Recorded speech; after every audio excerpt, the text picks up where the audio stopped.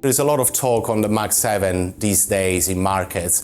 I think it's a bit simplistic to just dismiss the whole group as overpriced or treat them as one. There are very different business models in that category. I think there are two businesses where maybe one could cast some doubts on the recent share price performance and the sustainability of valuation. Those businesses are both Tesla and Apple.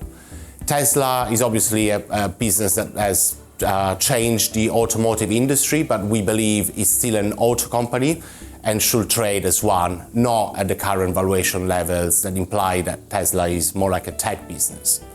Apple is also a very dominant business in the market, but the smartphone market seems saturated, and Apple is struggling to sell more devices every year.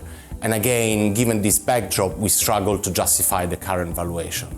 The rest of the Mag 7 is actually a collection of quite unique businesses that are becoming bigger and better, are able to invest heavily in AI, and if anything, are getting stronger.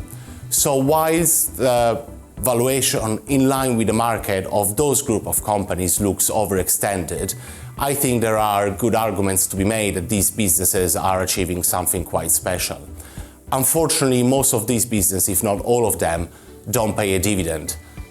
So we can't invest in the trust in these businesses, but we keep track of what they're doing because they inform some other investment decisions that we made in the trust. So the Magnificent Seven is an amazing phenomenon. I mean, it has obviously led to a very concentrated US and therefore global market.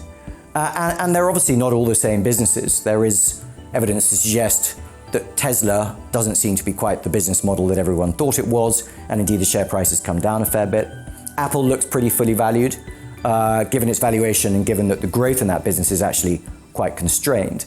But I'm not going to stand here and say that the remainder are not excellent businesses. They are. But they don't yield anything, and therefore for us to invest in those businesses is not consistent with the investment approach which we follow. And our view is that investors can get plenty of exposure to the Magnificent Seven elsewhere.